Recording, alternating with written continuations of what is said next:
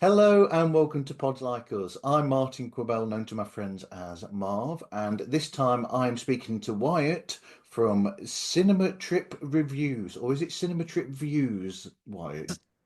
Yeah, it's Cinema Trip Reviews. I had to shorten it for Twitter and X because it was too long for the character limit. So I had to shorten it to Cinema Trip Views for my handle. Which is good, but then when the Musk chap took over, you can have longer Twitter names now. I didn't even go back and check that out. So I might have to change that. I'm glad you said something. Okay. Yeah, right. Well, there you go. You can change it now and it can all everywhere be. Yeah, there you go. So, what was your first experience then of podcasting? What was your first listen? Man, my first listen as far as podcasts go, I'm not sure if you really are aware, but the Hack the Movies channel and the Angry Video Game Nerd on Yeah. YouTube and such, they had their own movie review segments and videos each and every week. It was called Video Rentals. I forget. It's been a long time since they've done them because they stopped doing them for a while. So I started really watching them, and then there was a point where I was actually getting into and watching the Joe Rogan Experience and some of his other different podcasts. I don't listen to Rogan really anymore. It's been quite a while since I've actually listened to him, just because of a lot of the content that he puts out and some of the guests he has on. Those were really my first kind of foray into listening to different podcasts until I really started going out and searching for other stuff that I was interested in, video games or music podcasts, different sports podcasts, because I follow football and such. I've always wanted to get into podcasting and such. It's just, I didn't really have the means, or I didn't really know how to go about it. Listening to podcasts more and more, I find it built that fire up in me that I wanted to do it and everything. Once I got into it, it was hard to not listen to podcasts because I normally listen to music on an everyday basis. And as soon as I started getting into podcasts, it switched, and I was listening to podcasts pretty much every I was free. And then I had to find different times to listen to the music I want to listen to and the podcast, because once I went down that podcast rabbit hole, it was over with at that point. Especially when I'm gaming now, it's a lot of people don't listen to stuff when they're gaming, but I just put a podcast on and I'm listening to it while I'm playing something in the background. Gaming. So, does that mean that you've listened to found some gaming podcasts that you get tips from and advice as well? There was a couple different ones that are on YouTube. It's funny because all the ones that I'm mentioning aren't really around anymore. So it was another offshoot of the Hack the Movies, and I forget the actual name. Cinemassacre is the channel that they operate. Everything's the umbrella. But they had a gaming podcast on there where each week they would bring their own, the game they wanted to talk about and dissect it, and things they liked about it, things they didn't like about it. So, I mean, I didn't really go into a huge array of gaming podcasts. It wasn't really for tips or tricks or anything. It was more so just finding just people talking about their favorite games, what they like about them, maybe the history of a certain franchise or such. A video essay in a podcast form, in a way, about certain games. So, when you're listening to these podcasts, then what was it about them that made you want to go into the world of podcasting yourself? What was it about those specific shows that were enticing you in? It's mainly the excitement. It's something that you can feel through the screen or when you're listening to something. Because I normally go to YouTube and watch video podcasts. So I can watch, say, if they have an example or if they have clips in their episodes or something like that, I'll have a visual. So I'm normally watching something. Unless I am gaming, then I just have it on in the background on my phone. But it's just the general excitement that people have talking about things that they like, whether it's music or games, books, movies. It's just something that I mentioned, it lit that fire inside of me. I'm getting excited for these people talking about the stuff they love. Yeah. I want to do that for myself as well. I would like to express what I like about certain movies or games or what have you. But movies were definitely the biggest one for me, because I did have that option where I was just, do I want to do a review channel for music, a reaction thing? Do I want to talk about games exclusively? But movies were something that was always there ever since I was a young kid. It was always something that I always connected with movies more than my other friends or my family and stuff. I don't know. Movies was just that outlet for me it was just a freedom of expression in a way. You can always get something out of a movie.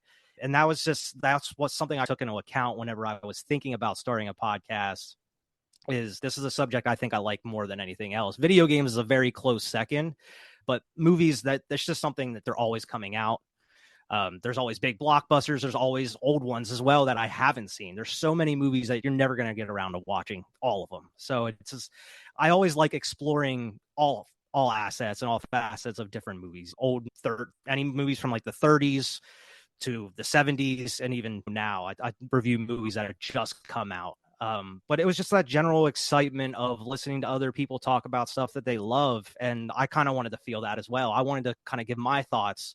So maybe there's people like me that watch them and maybe they get either want to talk about movies or create their own podcast as well, or they just maybe like to hear somebody talk about stuff they love as well. That's the main reason I really wanted to get into podcasting, was just the general excitement about just creating content. It doesn't really matter what it's about. It's just the excitement of creating content and the excitement that the people watching would want to interact or want to maybe go on social media and maybe suggest something to talk about or give their own opinions that you can kind of react to and stuff. It's just kind of the interaction with it as well.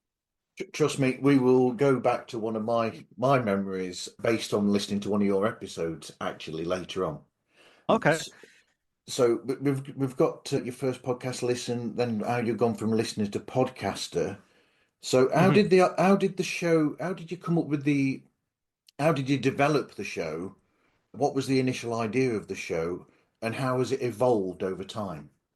Oh, it's evolved pretty greatly over time. Now, I, among thousands of other people, started podcasting during the beginning of the pandemic and everything in 2020. That was where everybody's got all this free time. We're sitting at home. No better time than create content. And I've been wanting to do it for quite a while, even I would say maybe as far back as 2013, 2014. Me and my buddies always we're one of those groups where we'll get together and just come up with all these ideas of stuff that we want to do, and then we end up just never doing them. So, I mean, this is one that I really wanted to stick because it was the pandemic. Nobody was really working. Everybody was home. So we all had the free time to be able to do that. So Cinema Trip Reviews didn't actually come around till later because we, as a group, there was 5 of us. We've all been best friends since elementary school, middle school. And we're still friends to this day. A couple of them are even involved with my channel still off and on.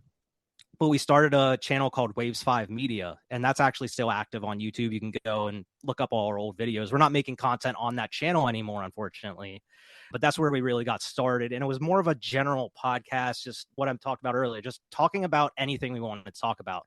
Yeah. We would all come with certain topics or subjects that we wanted to do, or a top 10 list we would all present, either just talking about movies, maybe news stories that happened, video games, anything we really wanted to talk about. And we really did that for a little over maybe a year and a half. But we kind of ran into some trouble because we didn't really know how YouTube worked and how the algorithm and everything worked. So Yeah. with us creating these podcasts, talking about all these different things, it wasn't really getting out to anybody to really notice. I mean, we were getting views here and there, but it took us a good year and a half to even get 100 subs. And it just wasn't hitting anybody's algorithm because these episodes weren't specifically about one type of subject. Yeah. And that's where we really kind of wanted to figure out what kind of direction can we go in to actually reach an audience.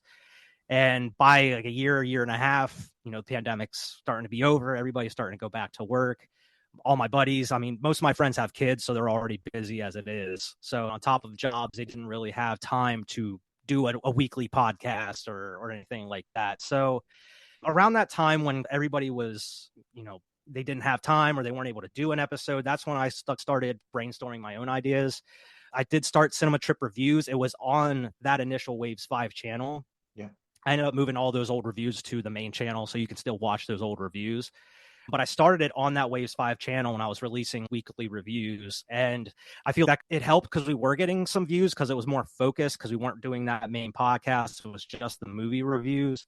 Yeah. And then it got to a point where I want to keep doing this going forward, but I don't want to change anything about that Waves 5 channel. I like all the content we have. So I decided I'm going to branch out on my own I'm going to create my own YouTube channel, Cinema Trip Reviews, and that's what I'm going to be doing going forward.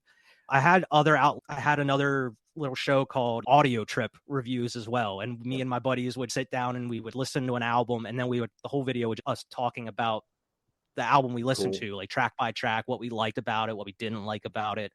And there's a couple episodes of those on the Waves 5 channel as well. We didn't really do too many, but it reached to that point where really nobody was available other than here and there. So that's where we decided not to part ways, but yeah, we're going to move away from doing the main podcast because it was so long into us doing it, about year and a half. If we wanted to sit down and focus on something specific, and if we were able to get anybody available, it would be hard to kind of get that algorithm turned around for people to kind of focus back onto that channel or get more views. So I decided to dedicate myself to Cinema Trip Reviews, and I've been doing it here for about 3 years now on this main channel. It's been going pretty well. And I mean, the struggle is keeping myself motivated, because when the channel first started out, two of my buddies who were part of that original podcast, Vernon and Alex, they were pretty much like available whenever I needed them. So they would be on, like, you take turns either guesting on an episode with me, or they both be on talking about a movie here and there. But as time goes on, things happen. You have more kids, or you have work's taking up a lot of your time, and you have a family. So they haven't been on nearly as much as of lately, but I mean, that's why I've been kind of holding it down on my own, doing solo reviews, because the show really started out as I'm just having a guest on every week talking about movies. But as of right now, it's a little harder to do that. So I kind of had to force myself to do these solo reviews. And those are kind of the hardest out of all, because I don't like talking by myself to Okay. nobody, just talking about movies. I'd rather kind of bounce off of somebody. But the more that I've been able to do that and continue to do that, I get a little bit more comfortable with it. But it's been quite the evolution from the Squad Pod podcast, which is what we called it on Waves 5 Media. Because Waves 5 Media we pretty much created Waves 5 Media as kind of the umbrella for all the other stuff we wanted to do, whether movie reviews, the weekly podcast, game reviews, audio, music reviews. We wanted everything all under one channel. We didn't really know about the algorithm and how YouTube worked until we did more research, and it was a little too late at that point. So we decided to split that up and do our own thing. So that's where Cinema Trip is here 3 years later, and it's going strong. I'm not creating content as much as I would have liked in 2025, Yeah. just because real life stuff has been happening, but I'm really trying to get back on the horse and release new content here. I actually have a couple other episodes I've backlogged with guests that are going to be coming out here shortly. So I'm really getting into that grinding mode to start putting out content regularly each and every week here, going throughout the rest of the year and going forward.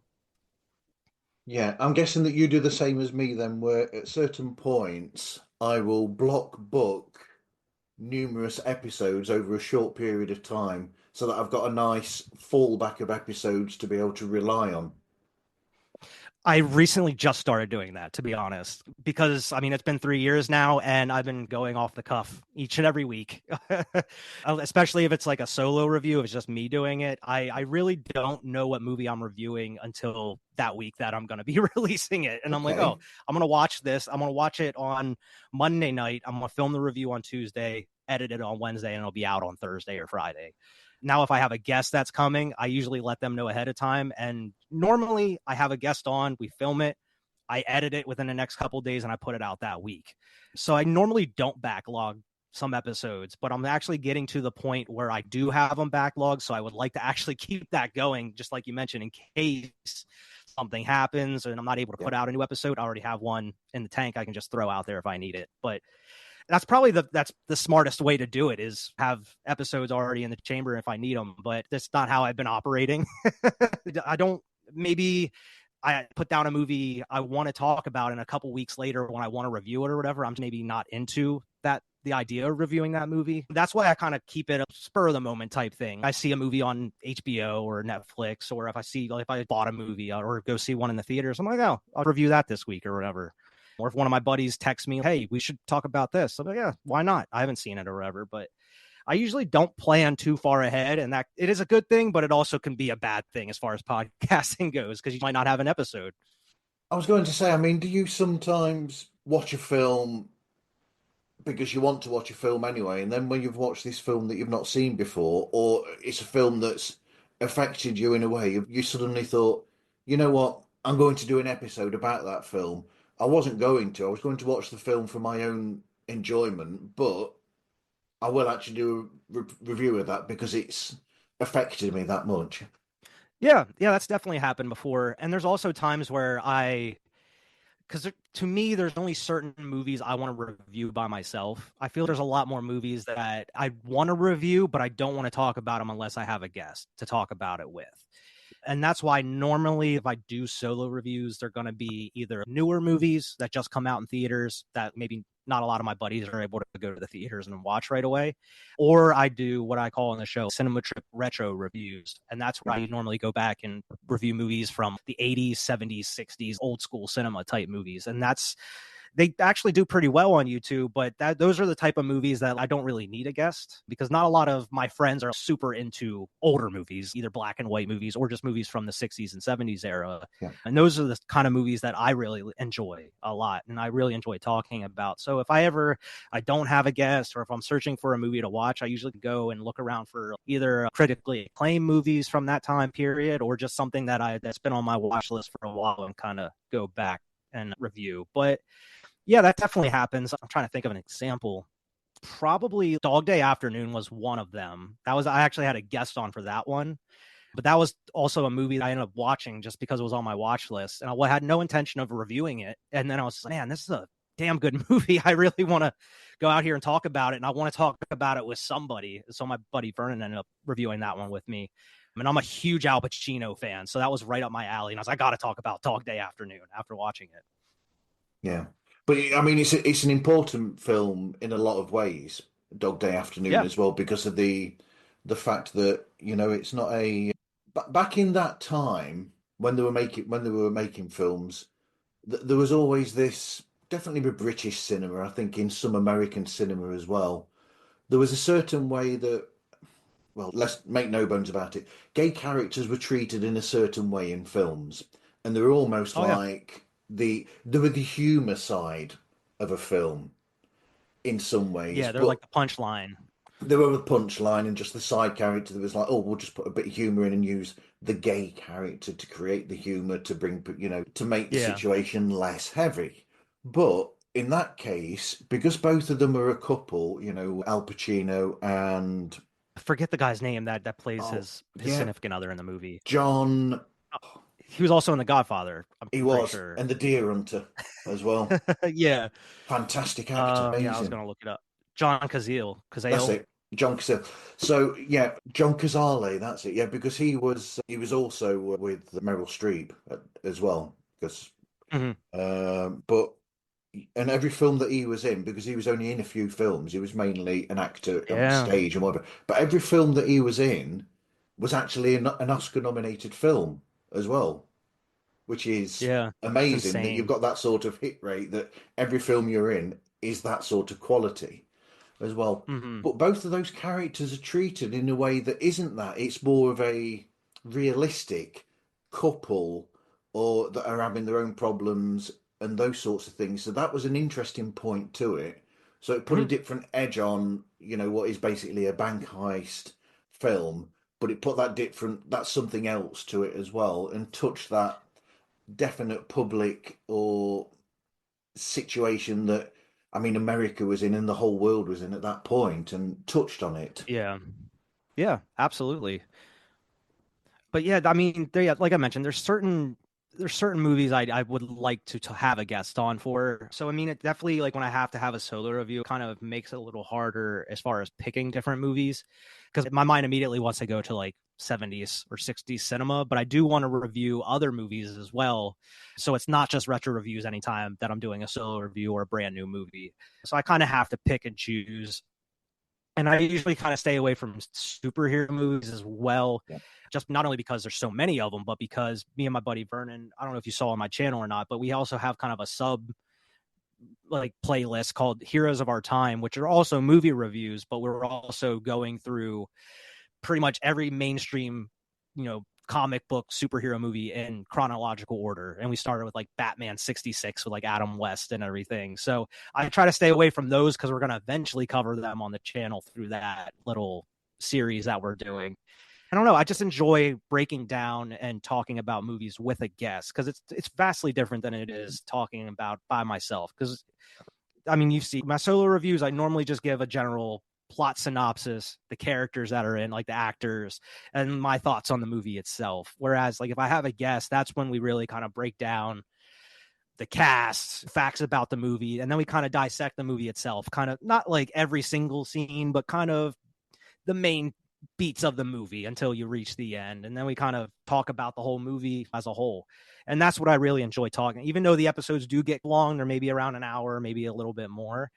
Those are the ones I really enjoy talking about, is just having a guest and really kind of going into a deep dive on the movie itself. It's something that I wouldn't necessarily be able to do by myself, or wouldn't find it as nearly as interesting doing by myself. Well, listen to the episodes that you've done with Alex that I've listened to. That they were Mm-hmm. great because it is like I was listen when I was listening to those. It is like you could hear the length of time that you've known each other in the discussion because it's Yeah. like you're just free with each other and it's natural. It felt natural that you'd just be speaking to each other this way.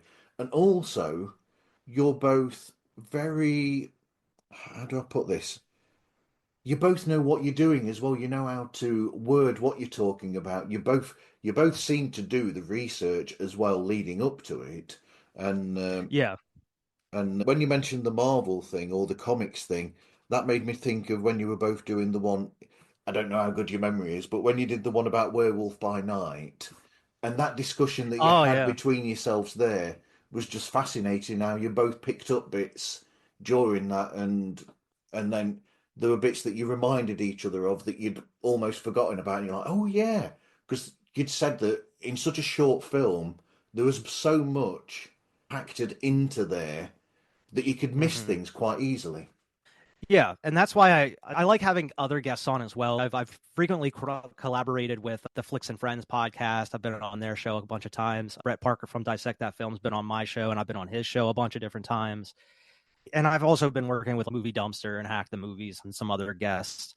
But yeah, you're right. I mean, working with Alex or my buddy Vern, because I've known them since elementary school, we were like brothers in a way. So it's easy for us to kind of pick up off of each other. If I'm talking on a thought about a movie and I don't really know where to go with it, or I'm kind of lost in thought, then he's easily just right away picks up on that and goes forward. Or if I didn't, like you mentioned, if I didn't remember something correctly, he's easily in there to hop in and everything. And I feel like it's a little different that way, as far as having a different guest that I'm not really familiar with, Yeah, because at least in my experience, when I'm a guest on other people's podcasts, it's, you don't want to interrupt them or anything or interject at the wrong moments. Whereas if it's my best friend, he doesn't care. If I'm talking about something and I missed it, he's going to jump in and be like, hey, you missed this, or we're going to talk about this now. And that's the stuff I don't really mind. And that's something I kind of learned from him as well, as far as being a guest, because when I'm a guest on other people's show, I don't really hesitate to hop in into a conversation if they're in the middle of a thought or something. I don't know. I don't, it's hard for me now to sit back and just wait for kind of to be called on. I don't mind interjecting whenever I have a thought, and that's something I kind of got more comfortable with as I was podcasting and everything. And that's a huge credit to working with my best friends podcasting as well and bouncing off of each other. yeah. But that reminds me. I mean, we're going to touch on this as well later. But when you go to the cinema with your buddies, with your friends, there's a certain thing that I love personally about it because you go and watch a film, all of you together as a group, and then when it's Mm-hmm. finished, that's not the end of the experience of the film. You then have that post cinema or post theatre experience of you'll leave there, you Mm-hmm. go to a burger bar or you'll go to somewhere, you'll be sat at the table or you go back to your different houses or whatever and you'll chat with each other. And then you talk for it seems like hours about if the Yeah. film's good, you just talk and talk and talk about what it was that you liked about the film and these sort of things. And when you do those shows with those two, because I've listened to episodes with both of them, it is like it reminds me of those times when I've been out with my friends and we've just talked for ages and ages about the films.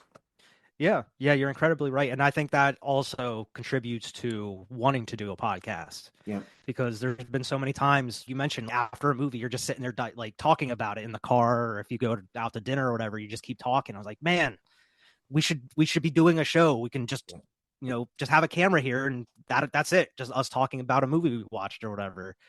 But yeah, I mean that's incredibly right. I that's why I love talking about movies, is because I even enjoy it when I'm not podcasting, and I'm fine with watching a movie and talking about it and not doing a review on it as well. I mean, that's one of the things that originally pulled me into podcasts was the late 2000s, about Mm-hmm. 2008 or thereabouts. And one of the first podcasts I listened to was a one called Film Sack. And the four people on there, Scott Johnson, Brian Brian Ibbott, Randy Jordan, and Brian Dunaway. Those four people, that's exactly what pulled me in, is because it's four friends talking about the film that they've all watched. And that reminded me of that, and that's what the pull is. I always say that you've got all these different shows out there that are doing a similar thing. You've got all these different film shows, but it's your personalities in that show that pull the listeners in because it Mm-hmm. reminds them in some ways of what that experience is like for them. Yeah, exactly. And I think that's the good thing about being able to have Alex or some of my other friends on, is because I think it's just comes down to being comfortable and being comfortable with who you're talking with, because I can act a certain way and talk with Alex on the podcast way different than I would with any other guests from any other podcast. Because most of the time, if either I'm a guest on their show or they're guests on my show, there's a lot of nerves involved. I mean, I've been doing it for 3 years and I still get pretty nervous when I have a new guest or even a returning guest on the show. But whenever it's one of my buddies, there's no nerves really whatsoever. It's just us sitting down and talking about movies. He's gonna pick up my inside jokes, or if I don't know, we're easy to bounce off of each other, or just giving our own life experiences, maybe we've had previous with a movie or just something we're talking about related to a movie. Whereas it takes a little bit to get kind of comfortable and into that rhythm whenever you have a new guest on or a returning guest on, just somebody you're not super familiar with or don't have that camaraderie or connection with at that moment. Okay, so switch those two around. So the research that you do, Mm-hmm. you decide the film or the thing that you're going to talk about. What is the element of what sort of elements do you look at when you're researching? And then when you've researched a film, how do you then select the right guest for that film, or does it work the other way around? When it comes to research, it's a little different for my solo reviews and my main review and my reviews with guests. When I have a solo review, normally I don't do too much other than finding out the director, what they've done before previously, and some of the cast pretty much. And then I go through the basic plot synopsis and give my thoughts on it. I don't really go too far of a deep dive when I'm doing solo reviews. When I have a guest on, that's when I find the budget for the movie, get the cast, the director and what they've done, maybe the screenwriter who did the score if it's important to the movie. And that's when I either go through like IMDb trivia or find other articles that have been written, finding different fun facts about movies, like behind the scenes, the making of the movies. And I try to pick like the most interesting ones to talk about on the show, or save for like a certain part of the movie that we're going to talk about, and I can bring it up then. Throughout the review, that's whenever I'll bring up certain talking points, or else at the beginning of the review, after I go through the director and the cast, that's when I go through the initial fun facts portion before we actually start talking about the movie itself. But as far as like the guests, normally it depends on the movie, really. Like if I'm gonna be reviewing like a horror movie, which I love horror movies, I'm normally going to have either one of my buddies, Alex or Vernon, or I'll go, if I need a guest, I'll reach out to like the movie dumpster guys. I've had them on for a couple horror reviews. But I mean, it's based off of other, like if I'm looking for a guest from another podcast, what they talk about generally. Like if there's a podcast that talks about comedies or such, I'm not going to bring them on to talk about horror movies and such. A lot of the time, I don't have a movie in mind. If I'm looking for a guest, I'll just be like, Okay. hey, you want to come on the show one time? I would love to have you on. If they're interested, I usually ask them first, like, is there anything that maybe you want to talk about? Maybe you wouldn't cover on your show necessarily if their show is kind of covering a certain genre of movie or something like that. Maybe it's something they wouldn't normally cover. I don't mind doing on my channel. Other than that, if they don't mind what we review, I usually make a list of 5 to 10 movies and I send it to them and then they can pick out of that. But I don't normally, sometimes I will have an idea. Whenever I reviewed Werewolf in London and The Exorcist, I immediately thought of the Movie Dumpster guys. Even though The Exorcist isn't really a movie dumpster type of movie, it's a critically acclaimed movie by all means. Joe Lascola, who's one of the hosts of Movie Dumpster, he's big on practical effects and makeup, and he actually is involved with making movies as well. So he's also a guy that I like to bring on just to hear his thoughts on the practical effects in a movie or the certain type of filmmaking behind that said movie and everything. So that kind of thought does go in there here and there, but most of the time I'm just reaching out to people, and if they want to come on, then I kind of give them a list of movies to pick from unless they want to pick one for themselves. So you've got the guest, or you're recording on your own. I'm guessing that they're recorded Mm-hmm. differently. So if you're recording with a guest, it'll probably be done similar to what we're doing now, remotely, Yeah. one at home and one there. So you'd use something like Zoom, Zencaster, or Riverside, or something like that. But on your own, it's Mm-hmm. recorded differently, is it? Kind of. I normally use StreamYard. I'm not sure if you're familiar with StreamYard or Yeah, not. I usually use that for a lot of stuff, mostly if I have guests on, just because that's the easiest for me as far as editing goes, because not a lot of other softwares that I've used, OBS, or I've even done it through Discord and everything yeah, through OBS. A lot of those, they compress all like every person's audio into one audio track, and then it's really hard to kind of edit. So with StreamYard, the best thing, that's the reason I use it, is in StreamYard, if you have 2 or 3 guests on, once you save it and download it, you can actually save all the individual audio files for yeah, each guest. So that way I have all 3 of our audios separated, and I can adjust them as they need to. And it just makes editing so much easier in the long run, instead of just having one audio track to have to kind of slice up and kind of adjust as needed. But as far as doing solos, depending on what I'm doing, I will use StreamYard. I just record it in a solo environment. Unless I'm doing like a trailer reaction, because I do trailer reactions on my channel as well, then I will use OBS so I can screen capture the actual trailer from YouTube and everything. yeah. But then when you're doing that, I'm guessing you don't have the sound from it or anything, or do you have the sound from it when you do the reaction on your video as well? Yeah, I normally incorporate the sound from the trailer that I'm watching. It depends on the studio if it gets blocked or not. I mean, even if it gets blocked, it's just copyright claim. You're not getting a strike on your channel or anything. You just can't have ad revenue coming through or anything on it. Mostly that happens with WB movie, Warner Brothers movies, and some other big name movie companies. They're the ones that'll immediately, yeah, you're not getting ad revenue from this. But I normally, I, one, I'm not making money off my YouTube channel. No, It's not that big no, or anything right now. no.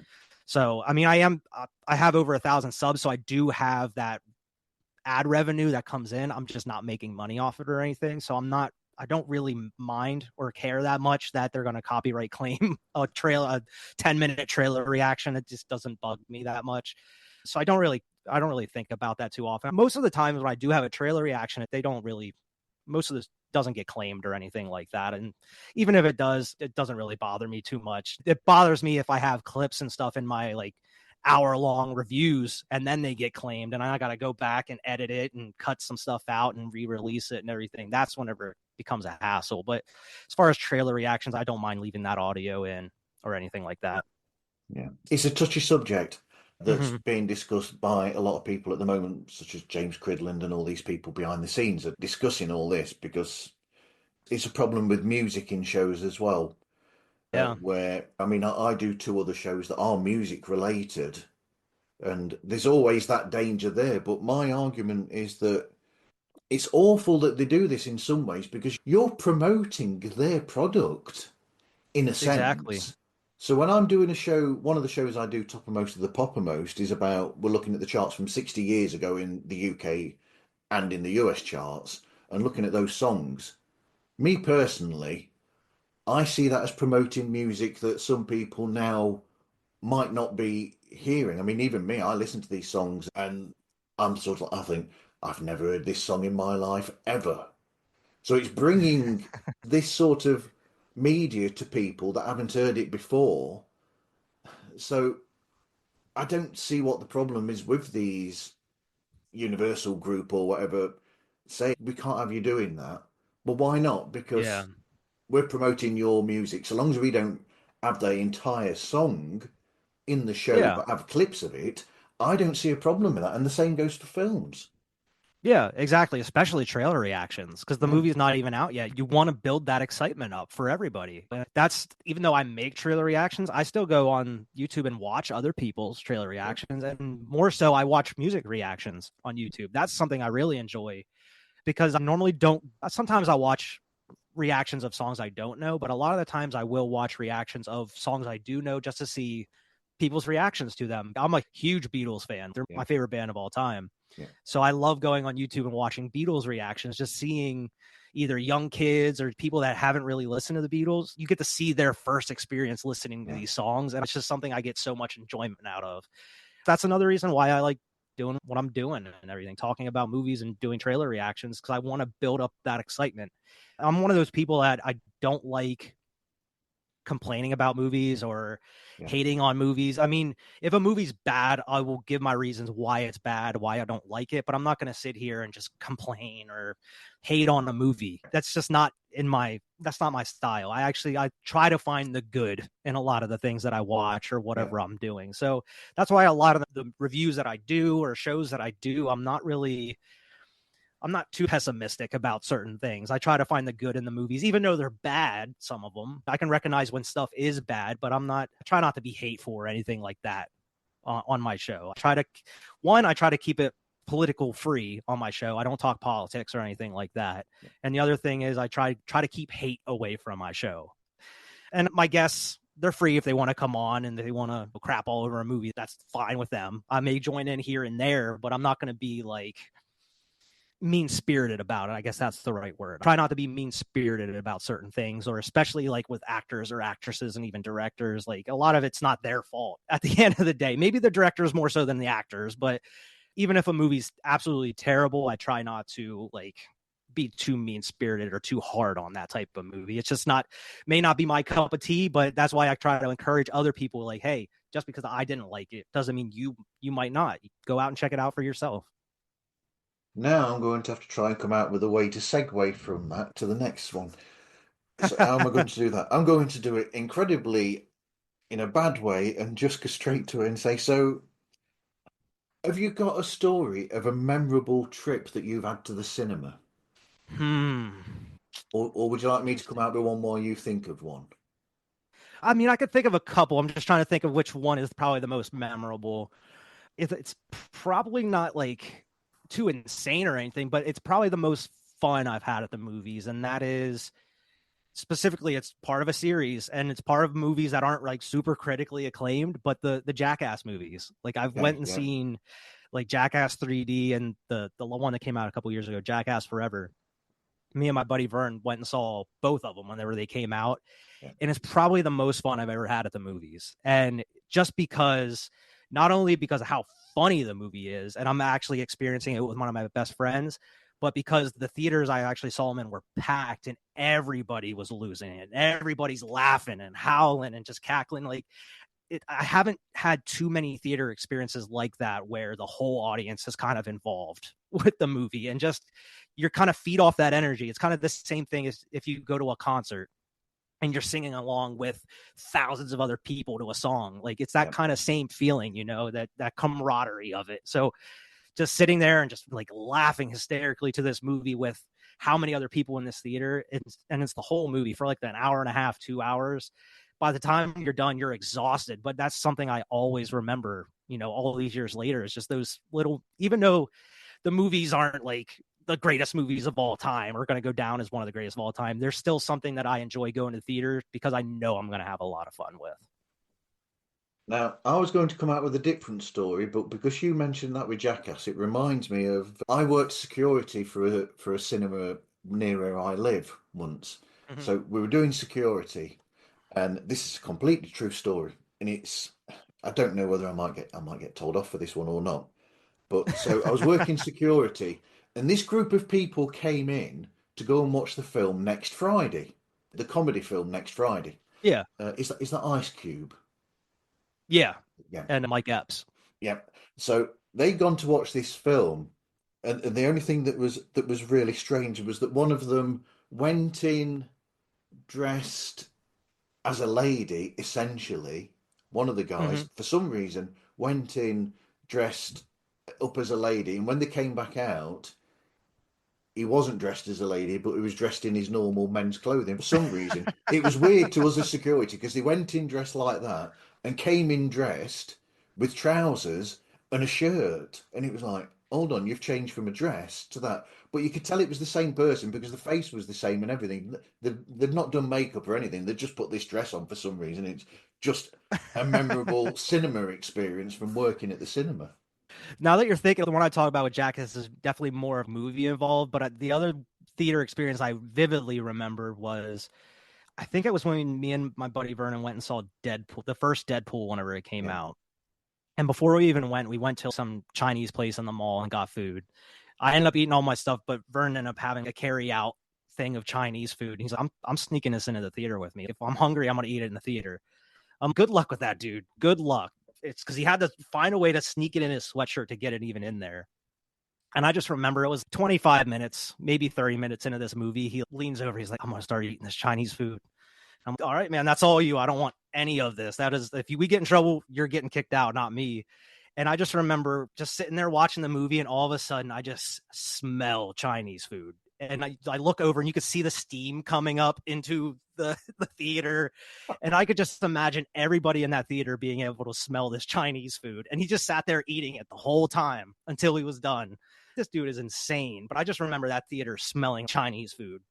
Not long after he opened that container, you could just see the steam coming off and it wafting through the theater. I mean, that's a kind of a rude theater story, but it's not nearly as bad as like having your phone out or talking during the movie or chewing loudly or anything like that. But that's going to be one I will always remember is the Chinese food in the theater. To quote Jamie Girac from Phase Hero, leave your phone in your pocket during a film. Do not take it out while you're watching the film. Yes, please. And please do I not hate it. talk loudly during the film and interrupt people watching a film either. Yeah. I normally don't talk too much during, and funny enough, the only time I will talk during a movie is if I am with Vernon, because most of the time we'll find something very funny that maybe not be funny in the movie, and we'll kind of lean over and whisper to each other or whatever. I'm not talking Exactly. out loud or anything, but I will lean over and whisper something. Yeah. I mean, everybody's got to have movie theater etiquette. It's 2025. Everybody should know better as far as going to the movie theaters, and we see horror stories by the week. It seems like now with, lately with the Minecraft movie, people Yeah. tearing movie theaters up and stuff. And I hate to see that kind of thing. And I hate to see people shooting on their phones the actual movie and posting it on Twitter. What are we doing here? Complain to your theater, get these people kicked out. I don't even know why people even pull their phone out of their pocket in a movie theater anymore. I don't. Yeah. I'm there for So, the experience. speaking of an experience, then, is there a film that you think is a hidden gem that people should see but isn't spoken about a lot? Hmm. Maybe one that you've had There's, on your show, even. I mean, there's a couple of them. It's funny because the ones that come to my immediate mind aren't like the classiest of movies or anything like that, or like top tier or anything. They're comedies and such. I think of immediately Black Dynamite. I don't know if you ever saw Black Dynamite or not. I love that movie. It's just the parody of the blaxploitation movies from the 70s and stuff. Michael Jai White. I feel like that's one that's not nearly talked about enough. Whenever I bring it up, not a lot of people know what Black Dynamite is, but that is a movie I can watch pretty much any day of the week, and it's still just as funny. Same thing with What We Do in the Shadows. Whenever you bring up What We Do in the Shadows, most people know the FX TV show and everything. They don't even know that there was a movie made in New Zealand and everything. But that's another one I think it is so funny and is so clever of having a mockumentary style, movie following just three housemate vampires and everything. It's hilarious because it includes a lot of those vampire cliches that you see or read in old vampire novels and movies, and they find clever ways to incorporate them and make them funny and everything. I feel like a lot of people think of the show when they hear What We Do in the Shadows, but I think the movie is 10 times funnier and includes a better cast. But when I talk about non-comedies, the only thing that really comes to my mind right away that isn't talked about enough is either Fear and Loathing in Las Vegas, which is one of my favorites, and High Fidelity, which is another one of my favorites with John Cusack. Fear and Loathing is definitely not going to be everybody's cup of tea because it's a very drug-induced acid trip type of movie. Yeah, And yeah. especially if you're not familiar with who Hunter S. Thompson is and the way that he writes and such, it's definitely not going to be a movie for everybody. But with my love of music and such, that's where I kind of draw to High Fidelity. And I really love the book that was written, that the movie is based off of, but the performances with John Cusack and even Jack Black in there, and who was it? I forget the lady's name. She was in Zorro and everything. Catherine Catherine Zeta-Jones, she's in it. Zeta-Jones. Yeah. Yeah, she's in it. But the performances, the main character owning the record store, and the whole thing of him talking about the relationships that haven't gone worked out, and then he ends up going back and talking to the women that he had the relationships with. It's a I wouldn't say it's kind of a feel good movie by the end of it, but it really kind of makes you think about your own life in a way, and kind of puts a lot of different things in perspective. And that's really why I love High Fidelity, and because it is an emotional movie, but it also is funny. And he talks about music a lot. He owns that record store, and owning a record store has always been a dream of mine. Going to work every day and get to hang around, talk about music and look at albums and stuff. I think High Fidelity is a fascinating movie that not a lot of people really talk about, or not a lot of people really have seen. Maybe it was big at the time that it came out. I was a little too young whenever it came out to really be into it. But especially nowadays, I don't think really people talk about that movie a lot at all, especially with Fear and Loathing too. I think High Fidelity, well, Fear and Loathing. I mean, great performance by Depp, incredible. Oh yeah. But wow, it's like he embodies the character completely. You can't Mm-hmm. tell the difference between Depp and Thompson at all. He becomes No. that character really big time. Mm-hmm. High Fidelity, there's a certain nostalgia to me with that one of going to record shops. And Mm-hmm. I mean, when I was younger, I did it more. Now I go into a record shop and it's not the same experience now because. But when I was younger, there was this experience of you go to the record shop and you would be there for, again, what seems like hours going through the records, flicking through the records and things like that Mm-hmm. to find the exact what you're after. And then there was the excitement. I mean, I'm going before internet well, not before it existed, but before you could do it this way. Yeah. So you would go into a shop, or I would, and I'd be like, yeah, I want to get this album, but you can only get it if I order it from another country. So Yeah. I'll go there, and these record shops had these big folders like this size, and they would flick through them to find out. And you'd find the exact one that you're after, and which country did you want the version from? Do you want the American version or this? And then you'd have to come back a few weeks later for it to appear, and you go and it's really weird. There's almost a nefarious side to it. It Mm-hmm. feels weird because you used to go to these places and you go, it'd be in a different room of the record store as well where I'd have it. And you go there and there was like this little area and you go, yeah, I've come for this record. And it's almost like something Yeah. odd's going on there. You Oh, got the they've gone stuff. up to that room. Have you got the stuff? But it was cool to get those records like the Fishbones and the Bad Brains records Oh and yeah. those things because they were only shipped in and we didn't have them in the UK and those sort of things. There was something really cool about getting those and being the person Mm-hmm. that then introduces your friends, your mates to these records. You go, have you heard this? No, you haven't, because I'm about to get it shipped in. There you go. But that's where the nostalgia comes from a film like High Fidelity. Yeah. See, that would be fascinating. That's something that I always think of myself. I would love to go back to the 70s or 80s or even the 60s just to kind of have that experience that time period, because I think they used to have listening booths too back in the day for records. You can just take the record out and go to a little booth and you can That's before my sample it and time. see if you like. And yeah, I mean, I figured, because I mean they haven't had them for a long time, Oh, because they introduced the electronic ones at FYE and all these music stores in the 90s and early 2000s before they actually just end up doing away with them entirely. But yeah, it's just something I can't imagine that feeling that you're talking about, ordering a record that not is even really around your area, and then you get it, and then you get to introduce it to so many other people that haven't even heard of it, or you just kind of blow their mind in a way, just like, what is this, and why don't we have this here, why haven't I heard this before?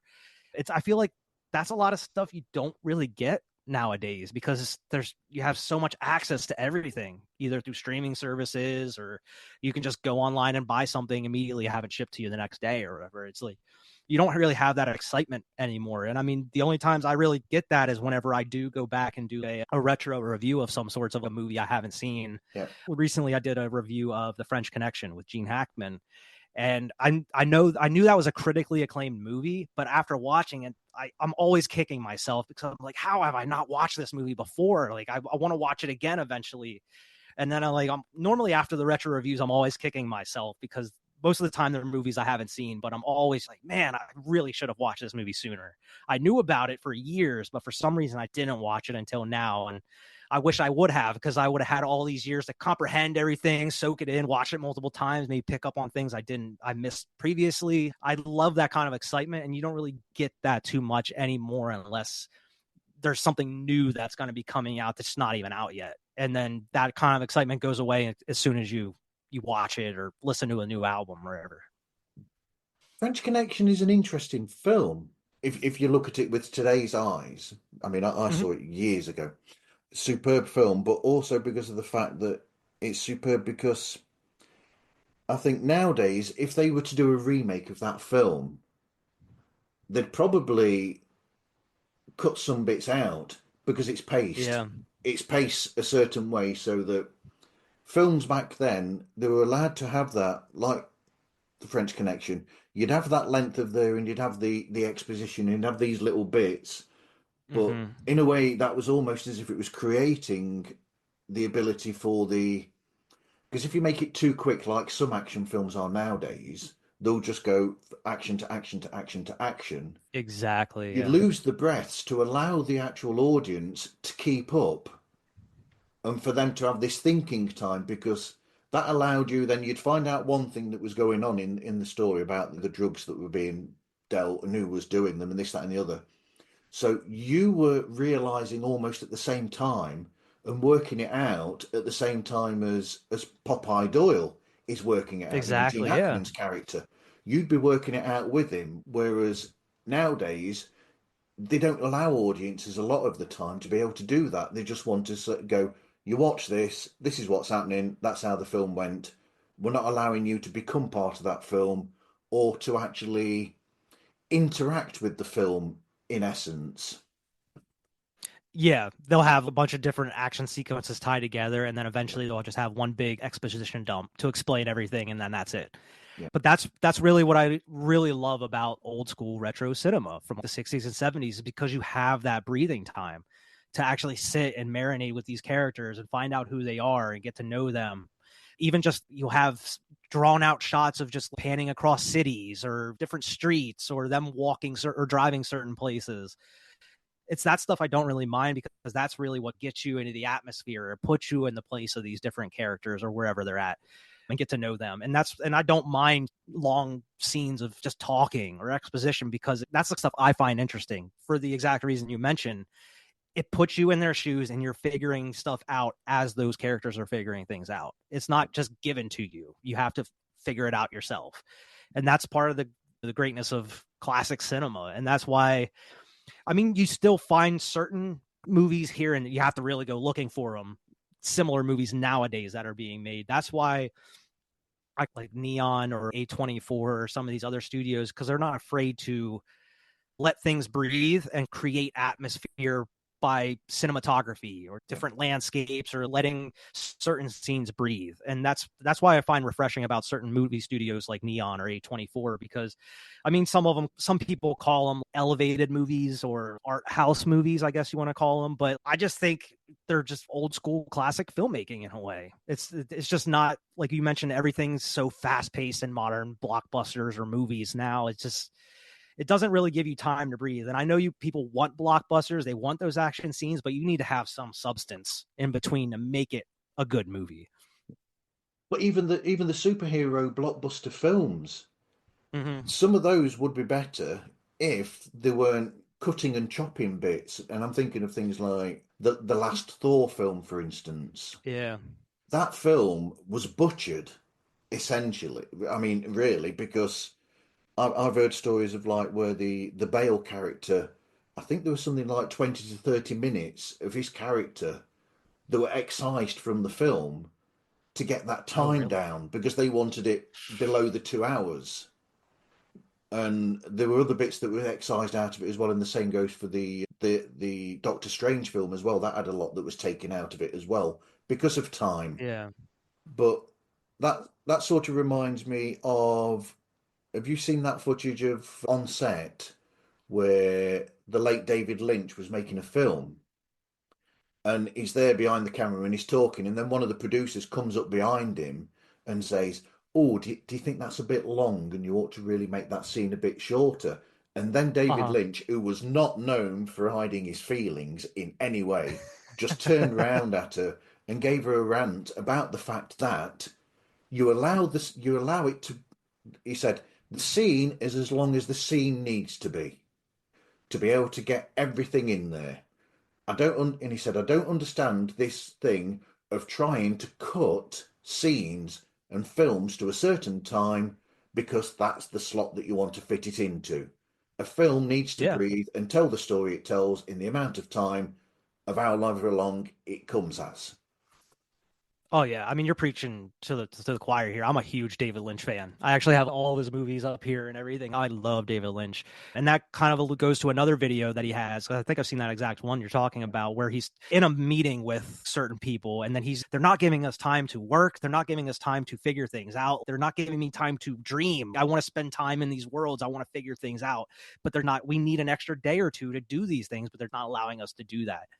And I hate that seems that's the studio mindset now, is they want to cut corners and they want to make bending to the will of the fans they don't have that mindset for those type of movies anymore, as far as they have short attention spans. I guess that's the best way to say it, is people now have way too short attention spans. They don't want to sit and figure out these characters. They don't want to really know who they are or what's going on in the movie. They want to get to the next action piece, Yeah, have the big fight with a villain or whatever, and then get out of there. And they want these big CGI fights and messes and stuff. And that stuff is fine here and there, but that's not what draws me to cinema and movies. Because I mean, as far as if you're talking about superhero movies, I think they're vastly more interesting through the late 90s and early 2000s, because they're doing a lot more practical things. Yeah, they have yeah, CG and it looks a little rough, but then a lot more of it is practical, whereas nowadays a lot of it's done in front of a huge green screen and they do everything in post.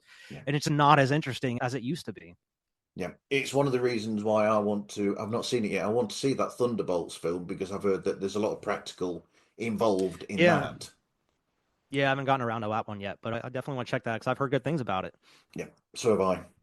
So, right, I've put this next bit in because, right, this is getting to the business side of podcasting.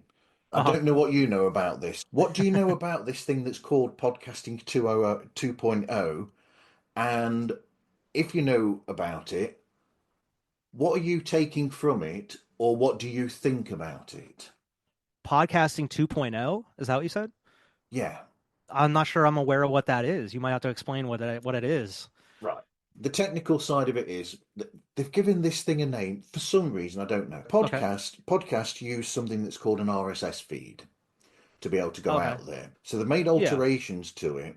And I mean, I don't know why they've even called it this name, Podcasting 2.0, and they're talking about a 3.0 in the future or something. I don't know why they're calling it this, but now you can add like chaptering in your podcast. You can add transcripts in there automatically as well so that people can read Ah, along, or if they're hard of hearing or anything, you can have it there and chaptering so that people okay. know what's going from one bit to another to another to another.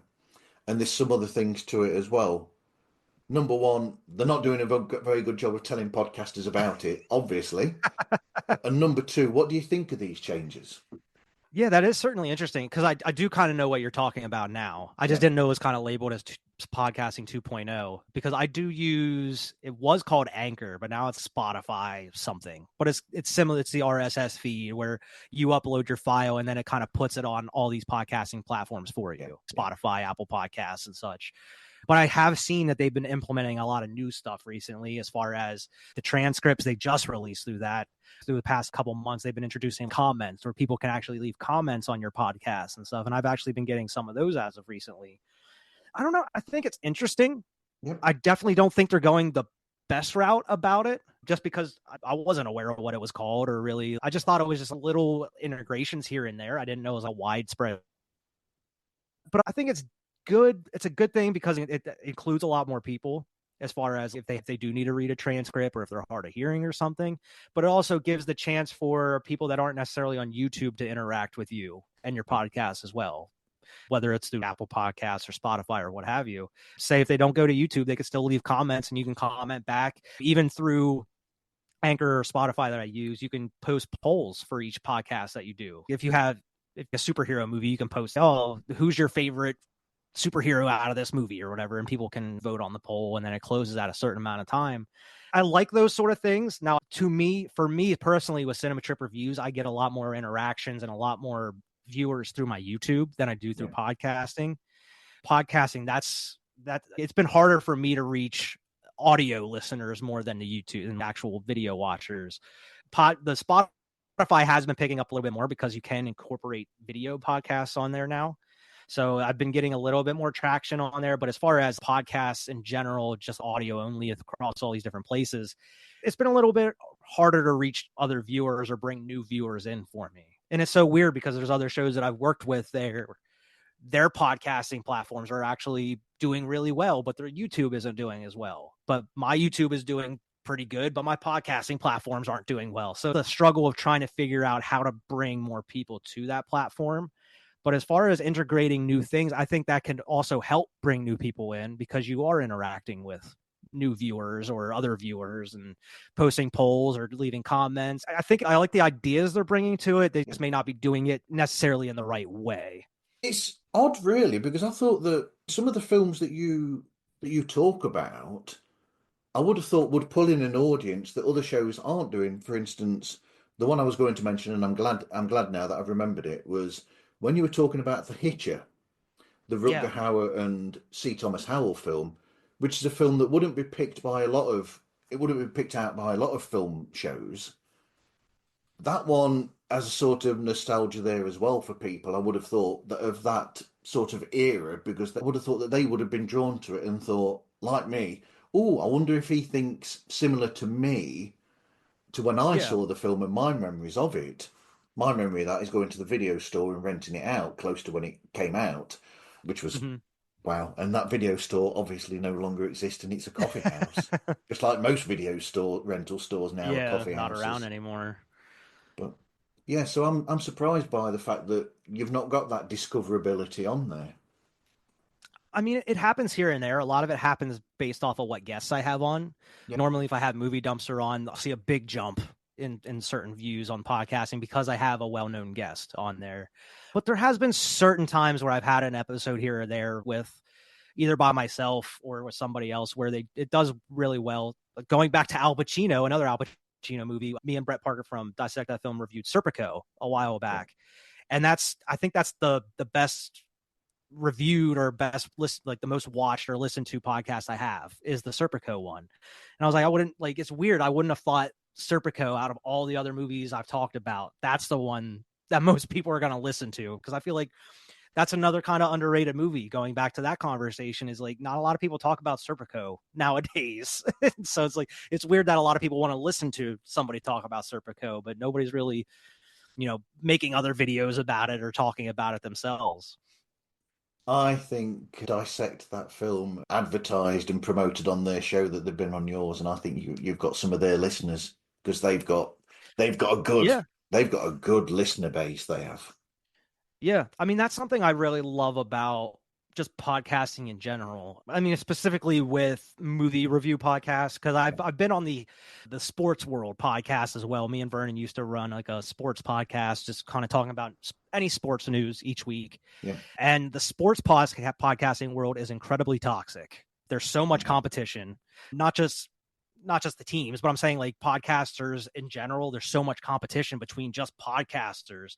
They don't really want to work together. It's all like who can beat out who to be the better podcast type thing. And that's what I really like about movie podcasting, because I mean, at least with everybody that I've dealt with so far, it seems like everybody is out to kind of help each other.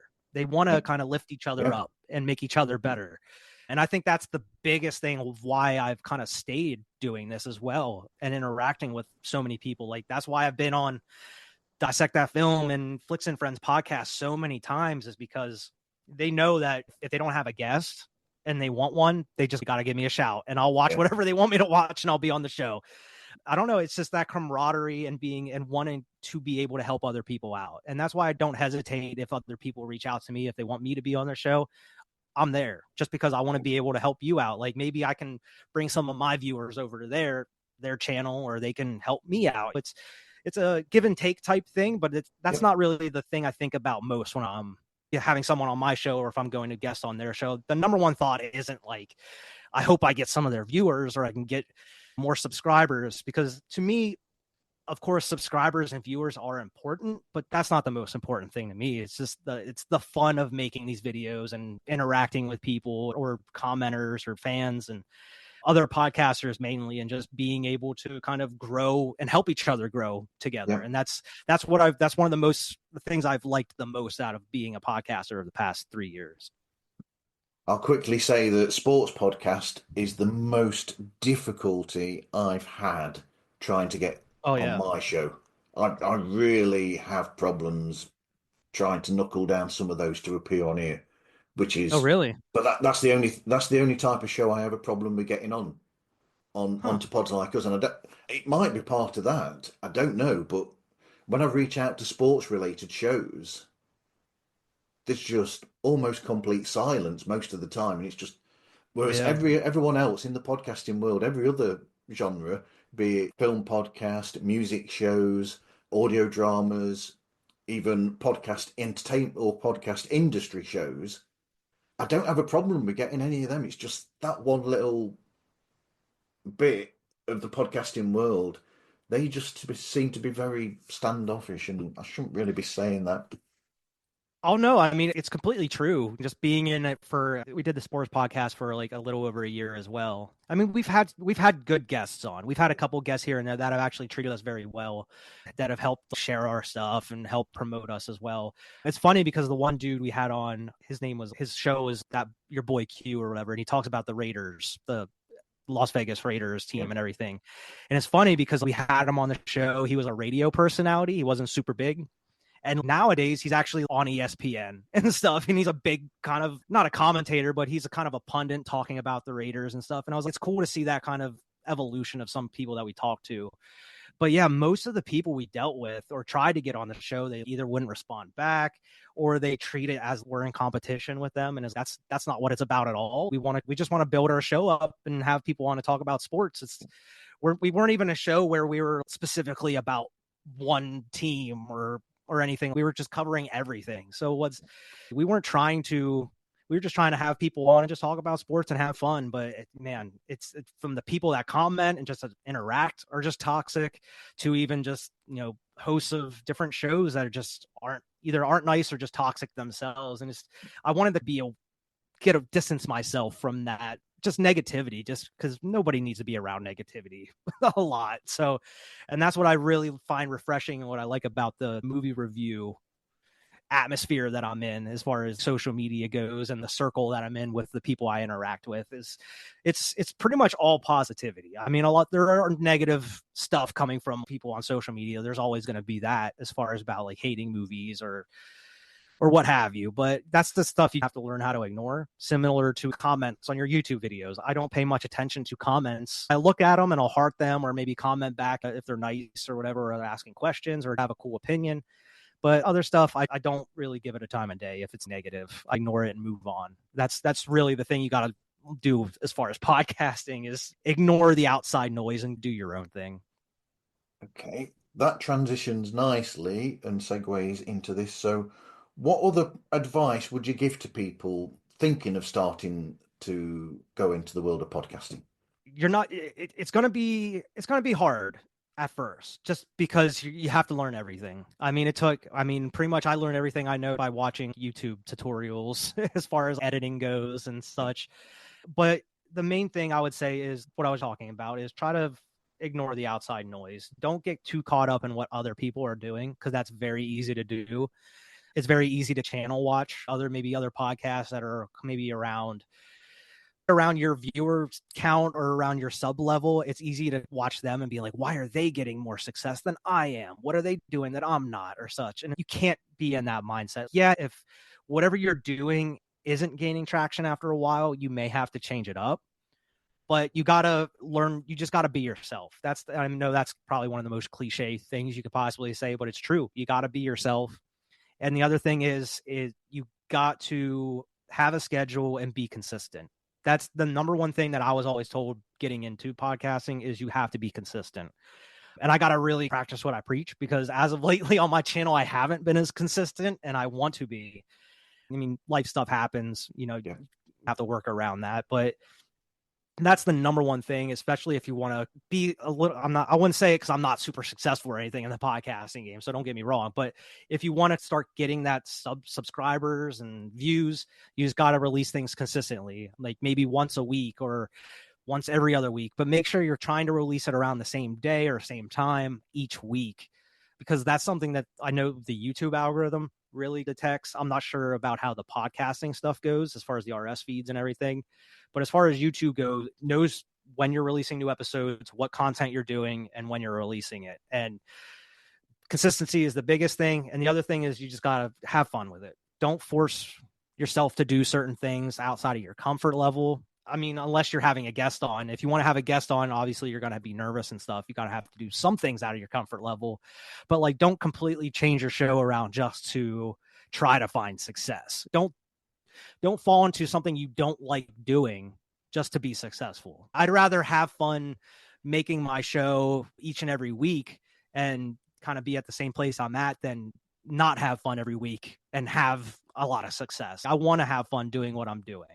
And that's the biggest thing out of everything. Have fun what you're doing, because through the first 2 years or so, I didn't really, of course, I want to have more subscribers and more viewers and have some success, but that's not the thing that wasn't the most important thing to me. And the Yeah. most important thing was meeting and having new connections within the podcasting world, and meeting new people, other podcasts, and bringing them on, or just having fun with my friends. Because if I don't have other guests on, I know my friends are going to be there, and we're always going to have fun if we're talking about movies. And that's the best thing at the end of the day. And because normally if I make a video and I put it out there, I normally don't go back and rewatch that video. Once it's edited and I'm out there, I usually don't watch my videos, just because I don't like watching myself. Yeah. So most of the stuff I hear about my videos are coming from the comments or from other podcasters if they ask me about a video that I've done. I don't know. You got to find your niche or Yeah. whatever, especially what you want to do, because that was the thing I found out firsthand. And we talked about earlier here. We kind of tried to branch out too far and do too many things. And that was kind of what didn't work as far as getting out and finding viewers. So you got to find exactly what you want to talk about. Make sure you really want to talk about that. You really love the subject you're going to be talking about, Yeah. and then just have fun with it. Do you? And if over a year and a half, if you're not getting the traction that you're really looking for, like the views or the subs, then you can kind of find certain ways, like find out what's not working about it and kind of change things here and there. You don't want to lose your identity by doing that, though. Absolutely. Yep. I agree with all of that. Yep. Because when you start doing podcasting, you've got to realize that you will not automatically, not everybody is Joe Rogan, not everybody is Smartless, not Exactly. everybody is this. You're going into this as a hobby, Yeah, really, in a way. So exactly. if it's a hobby, you got to make sure that you're going to enjoy it and get something out of it for yourself, first and foremost.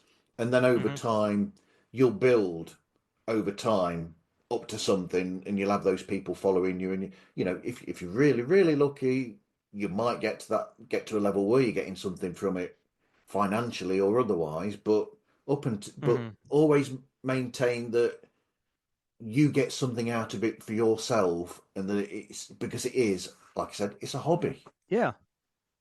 Exactly. And if something comes out of it, that's great. Like say if you do start making money from podcasting, that's fantastic. Like that would probably be the end goal.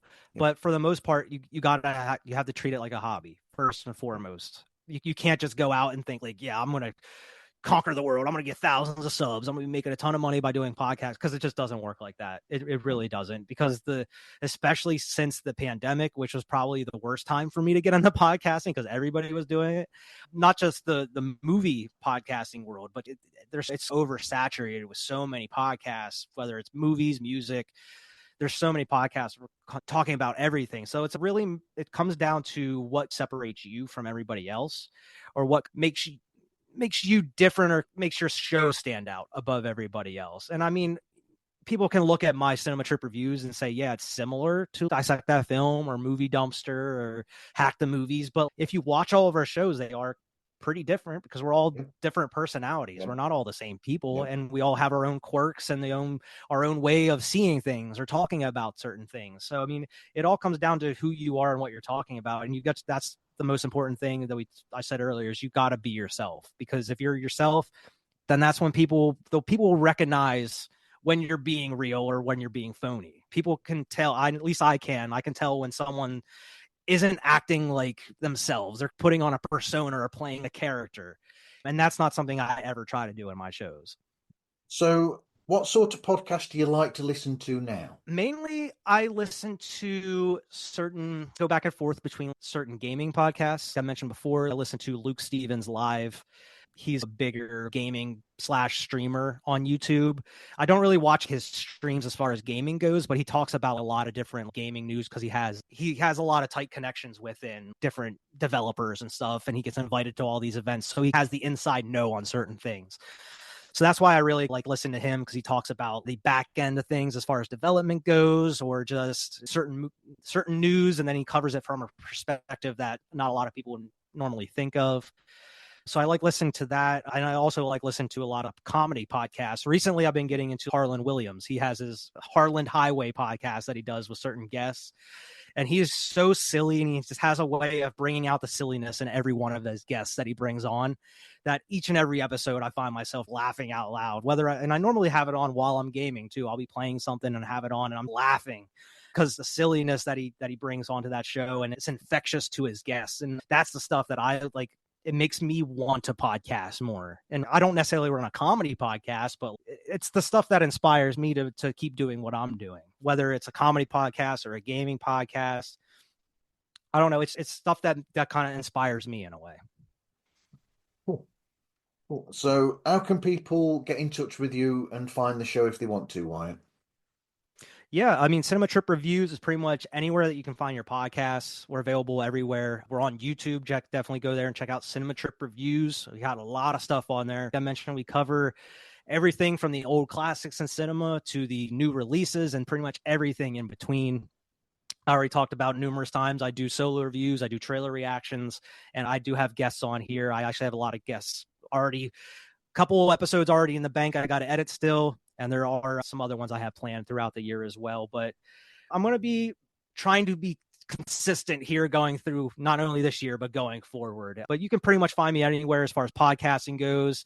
Apple Podcasts, Google Podcast. No, Google isn't even around. Podcasts aren't even around anymore. That's my bad. Spotify, Amazon Podcasts. And you can also find me on Twitter or X, whatever you call it, Instagram, Blue Sky, Threads. I'm pretty much available on most social medias other than Facebook as far as Cinema Trip Reviews goes.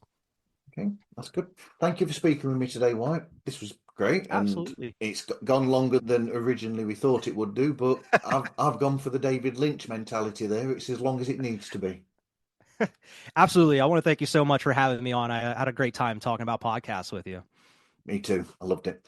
You can find pods like us on any streaming platform. The easiest way to do that is to go to themarvzone.org, where on that opening page, there's a link there for you to find it on any of the streaming platforms, and you'll find all of the socials that way as well: Instagram, Facebook, X, Threads, and TikTok. So all of those links, you can just find them on the opening page of themarvzone.org, and you can contact podslikeus@gmail.com as well.